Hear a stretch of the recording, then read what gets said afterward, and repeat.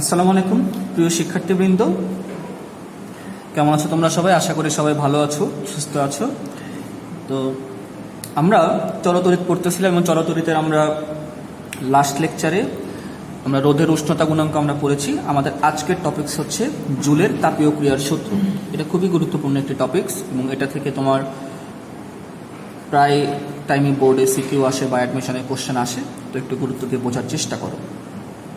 আচ্ছা, এটা বোঝার আগে আমরা একটু যদি রিকল করি, আমরা নবম দশম শ্রেণীতে আমরা পড়েছিলাম, দেখো যে যদি কোনো একটা তারের রোধ থাকে আর, এবং সেই তারে তোমার যদি এ প্রান্তের বিভব ভি এ, বি প্রান্তের বিভব যদি ভি বি হয়, আর ভি এ যদি ভি বি থেকে বড় হয়, তাহলে সেই তারের দুই প্রান্তে একটা তড়িৎ প্রবাহিত হয় কি তোমার আই।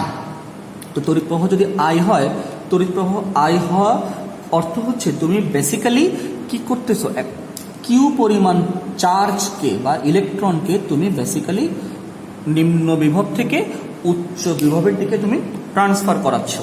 তো একটা চার্জ যদি তোমার নিম্ন বিভব থেকে উচ্চ বিভবে আসে, তাহলে এই চার্জটা যে তোমার আসলো, চার্জটা কৃতকাজ হলো না?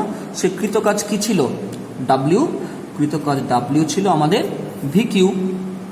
আশা করি আমাদের এগুলো মনে আছে। আমরা বিভবের যখন আমরা সংজ্ঞা পড়েছিলাম যে একটি আধানকে তোমার একটা নির্দিষ্ট পয়েন্ট থেকে আরেকটা পয়েন্টে আনতে যে পরিমাণ কাজ সম্পন্ন হয় সেটা ছিল তড়িৎ বিভব। তাহলে আমাদের এখানে বিভব যদি ভি হয়, কৃতকাজ যদি ডাব্লিউ হয়, আধান যদি কিউ হয়, তাহলে W is equal to V Q. এটা তোমরা একটু ক্লাস 9-10 থেকে তোমরা রিকল করে নিও, হ্যাঁ? অথবা আমার 9-10-এর চলতরিতের ভিডিও আছে, সেখান থেকেও তোমরা চাইলে এই পয়েন্টটা তোমরা দেখে নিতে পারো। আচ্ছা, এখন দেখো তো আমাদের ভি কি? ভি হচ্ছে আমাদের আই আর। ওহমের সূত্র অনুযায়ী ভি হচ্ছে আই আর। আর আমরা এই চ্যাপ্টারের প্রথমে আমরা ডিরাইভ করেছিলাম যে I is equal to Q by T. তাহলে কিউ ইজ ইকুয়াল টু তুমি কি লিখতে পারতেছো? আইটি। তাহলে আই আর ইন্টু আইটি, তাহলে এখান থেকে কি লেখা যায়? আই স্কোয়ার আর টি। এটা হচ্ছে দেখো কৃতকাজ। এটা হচ্ছে আমাদের কৃতকাজ। এই যে একটা আধানকে আমি যদি নিম্ন বিভব থেকে উচ্চ বিভবে আনতে চাই, তাহলে আমার তড়িৎ শক্তি বা এটাকে বলা হয় তড়িৎ শক্তি বা কৃতকাজ।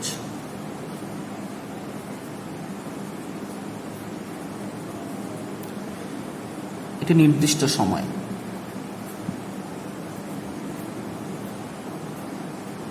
একটি নির্দিষ্ট সময়। ওকে, এখন তোমরা যদি ফিজিক্স সেকেন্ড পেপারে তাপগতিবিদ্যার জুলের সূত্রটা তোমরা পড়ো, জুলের সূত্র ছিল যে যদি কৃতকাজ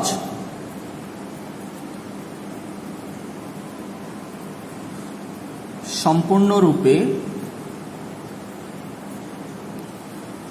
তাপ শক্তিতে রূপান্তরিত হয়, তাহলে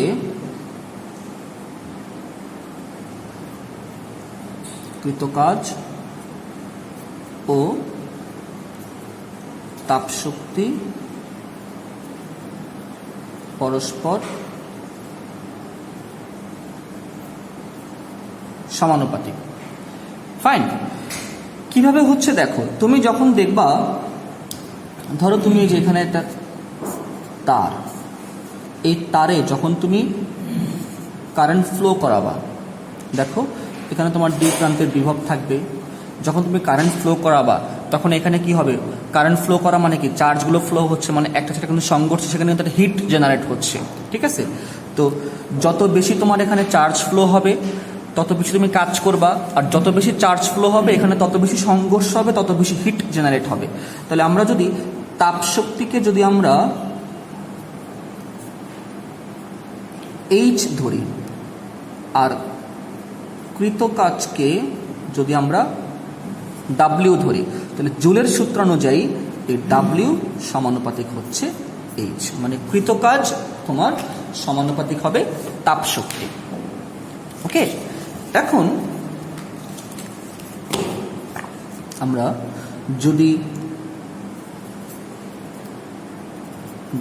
W কে জুল এবং H কে জুলে প্রকাশ করি, মানে আমরা কৃতকাজকেও জুলে প্রকাশ করলাম, আমরা তাপ শক্তিকেও জুলে প্রকাশ করলাম, এবং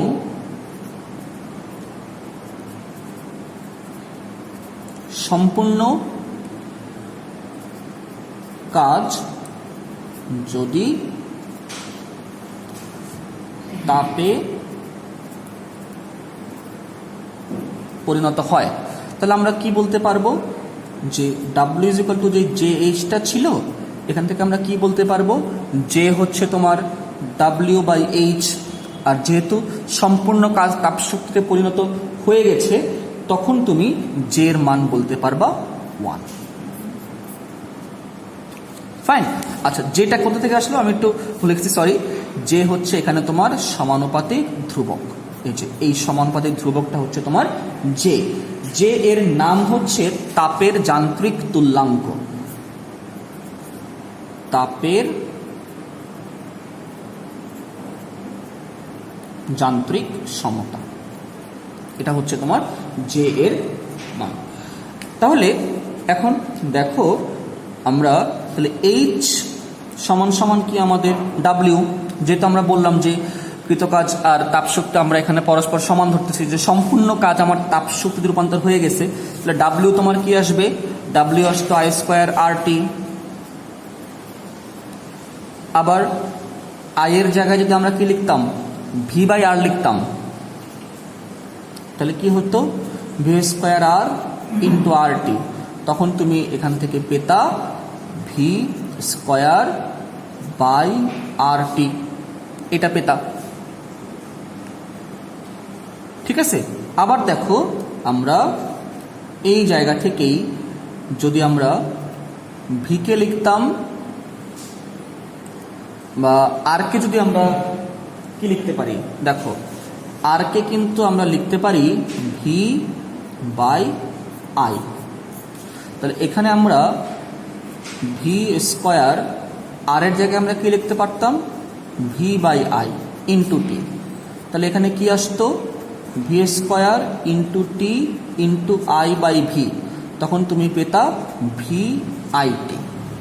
তুমি তিনটা জিনিস পাচ্ছ, একটা I²RT, একটা V²/RT, একটা VIT, অর্থাৎ ডিরেক্ট একত্রে লেখা যায় H is equal two W is equal two I²RT is equal two V²/RT is equal two VIT। এই হচ্ছে আমাদের সূত্র। এটা তুমি কখন বলতে পারবা, যখন সম্পূর্ণ কাজ তাপে পরিণত হয়। আচ্ছা, এখন দেখো কিন্তু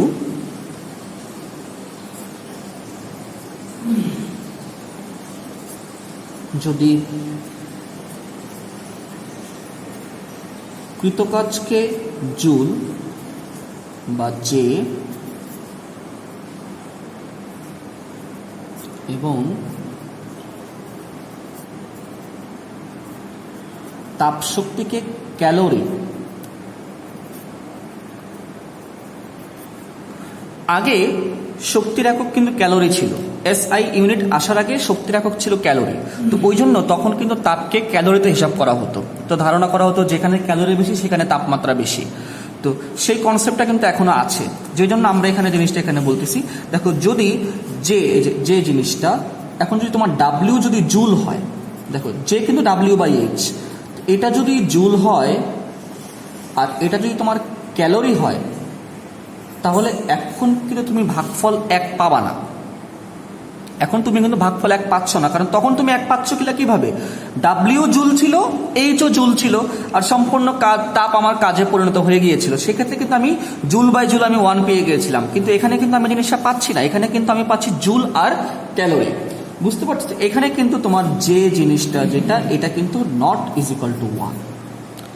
তো নট ইজ ইকুয়াল টু 1, তাহলে কত এটা? এখন বিভিন্ন এক্সামে আমরা এটা তোমরা প্র্যাকটিক্যাল করবা, তোমাদের সেকেন্ড ইয়ারের প্রথমে তোমাদেরকে একটা প্র্যাকটিক্যাল করানো হয় সব কলেজেই, যে তাপের যান্ত্রিক সমতা নির্ণয়।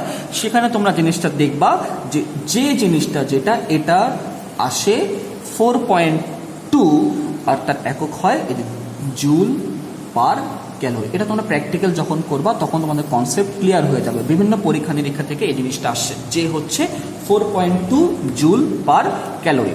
তাহলে আমরা এখন আমাদের ওই আগের ইকুয়েশনটাই আমরা দেখো এখন কি লিখতে পারবো, দেখো এই যে এইচ যেটা, তাহলে এইচ কে আমরা লিখব ডাব্লিউ বাই জে।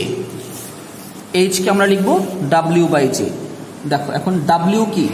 ডাব্লিউ হচ্ছে আমাদের প্রথমে আই স্কোয়ার আর, ঠিক আছে, I square R T divided by কি তোমার 4.2।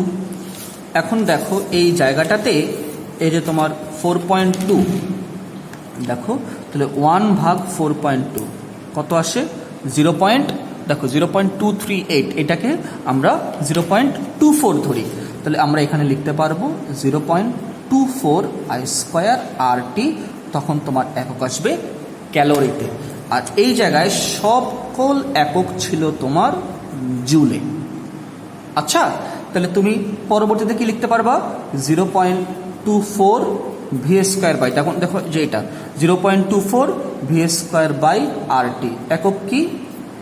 ক্যালোরি। তারপরে তুমি কি লিখতে পারবা? 0.24 ভি আই টি, একক কি? ক্যালোরি। মনে রাখতে পারবা না? তো যদি তুমি জুলে রাখতা, এইচ যদি জুল হয় তাহলে direct I square R T V square by R T V I T. But যদি তুমি এইচকে ক্যালোরিতে রাখতে চাও তাহলে 0.24 I square R T calorie, 0.24 V square by R T calorie, 0.24 V I T calorie. আচ্ছা, তো এখান থেকে তো জুল হোক আর ক্যালোরি হোক যাই হোক সেটা আমাদের মূল বিষয় না। এখান থেকে জুল তিনি যেই সূত্রগুলো দিলেন, তিনি জিনিসটা খেয়াল করলেন কি, যে এইচ ইজ ইকুয়াল টু মূলত আসতেছে আই স্কোয়ার আর টি। সেটা ক্যালোরি হলে এখানে 0.24 আসবে, একটা ধ্রুবক আসবে, আর জুল হলে এখানে 1 আসবে। সেটা আমাদের বিষয় না।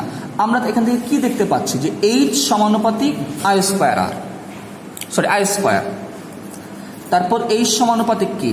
আর, তারপর এইচ সমানুপাতিক কি? টি। আমরা তিনটা জিনিস পাচ্ছি না? দেখো আমরা এখানে 3 থিংস পাচ্ছি না? তো জুলের এখান থেকে প্রথম সূত্র যেটা, দেখো জুলের যেটা প্রথম সূত্র তিনি যেটা বললেন, যে উৎপন্ন তাপ শক্তি, ঠিক আছে, আমি ল্যাঙ্গুয়েজটা তোমাদেরকে যদি বইয়ের ভাষায় বলতে চাই, যে পরিবাহী রোধ আর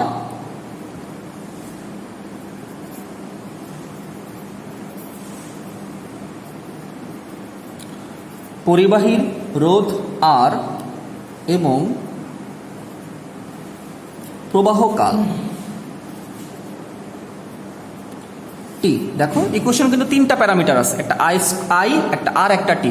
যখন তুমি আই নিয়ে কাজ করবা তখন তুমি আর আর টিকে ধ্রুবক ধরবা, যে পরিবাহী রোধ আর এবং প্রবাহকাল টি যদি ধ্রুবক হয় বা অপরিবর্তিত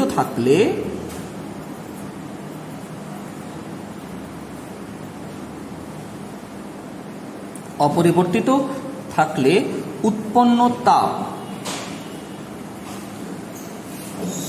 এইচ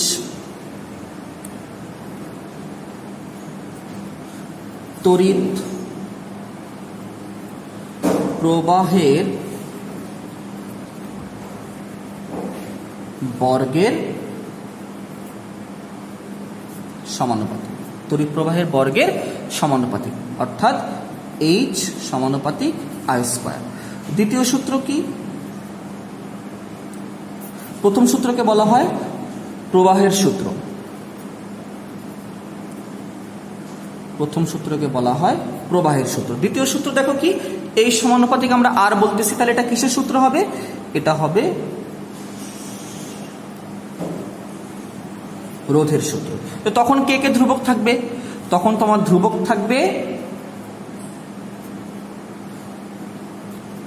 আই আর তোমার টি। ক্লিয়ার? তখন তুমি পাবা H সমানুপাতিক R। তোমার তৃতীয় সূত্র কিসের সূত্র? এটা হচ্ছে তোমার সময়ের সূত্র।